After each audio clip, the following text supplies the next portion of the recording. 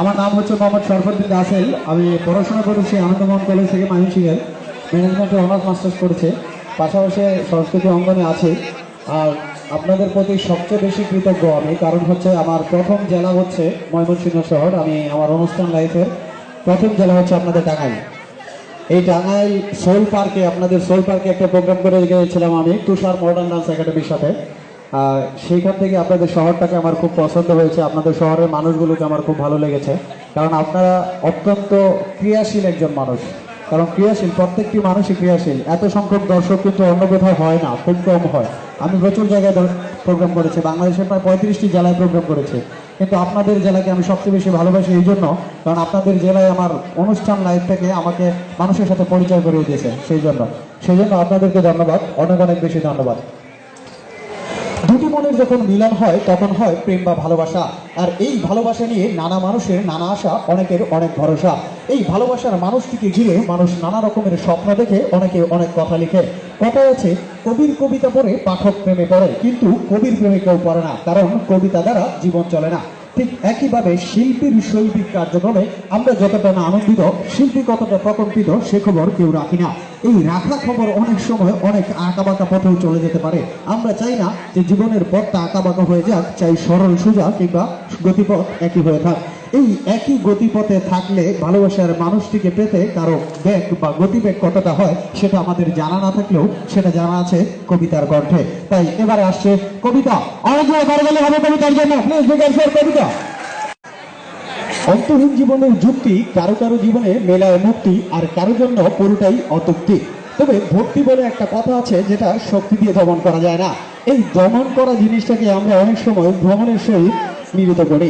তবে মিলিত শব্দটাকে অনেকের পথে, যাত্রাপথে যেমন বাধার সৃষ্টি করে, ঠিক একইভাবে তার যাত্রাপথটাকে সুগম করে।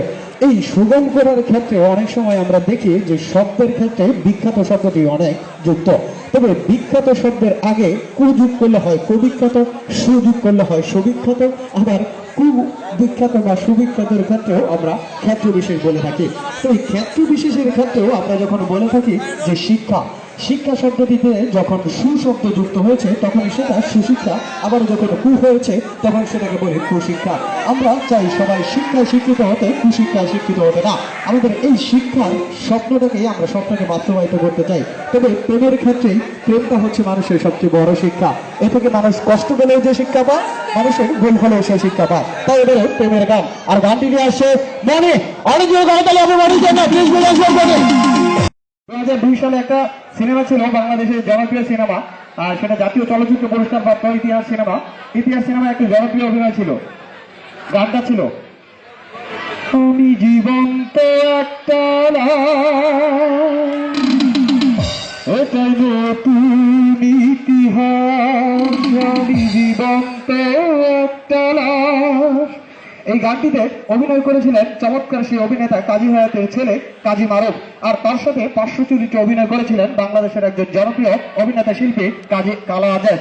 এই কালা আজিজ সাহেব তিনি 2002 সালে পার্শ্ব চরিত্র হিসেবে জাতীয় চলচ্চিত্র পুরস্কার পেয়েছেন। আর এবারে তার সাথে আপনাদের পরিচয় করিয়ে দিব। এবারে আসছে বাংলাদেশ চলচ্চিত্র অঙ্গনের জনপ্রিয় একজন শিল্পী কালা আজিজ।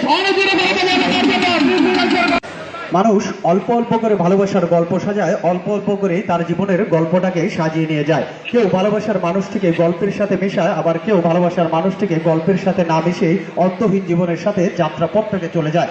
এই মানুষের জীবনের গল্প অল্প হলেও মানুষের জীবনের কষ্ট কিন্তু অল্প নয়। অল্প কষ্টতেই মানুষ ভেঙে পড়ে, আবার অল্প কষ্টতেই মানুষ নিজের আত্মতৃষ্টি বা আত্মতৃপ্তিটাকেই হারিয়ে ফেলে, আবার সুখের পর্বগুলোকেও কারোর সাথে ভাগ করতে যায় না। ঠিক একইভাবে আমাদের এই মানুষগুলো থেকে কিছু কিছু অভিনয় থাকে যেগুলো মানুষের হৃদয়কে গাঁথা যায়। আজকের এই তার ছেড়া বাদাম্বার নাট্য রোগের বংশে হাসি হাসি কণ্ঠ অনেকেই বলেছেন একটু বেশি বেশি। আর এই তাদের নানা রকম বাদ বিবাদ এবং অবশেষে মধুর সমাপ্তিতে আমরা সকলে আনন্দিত। আর এই আনন্দিত চিত্তে এবারে আমরা দেখবো ডিজিটাল বাংলাদেশের ডিজিটাল বাদাইমার অংশ বিশেষ। আসছে ডিজিটাল বাদাইমা, অনেক জোরে করতালি হবে তার জন্য, প্লিজ ডিজিটাল বাদাইমা।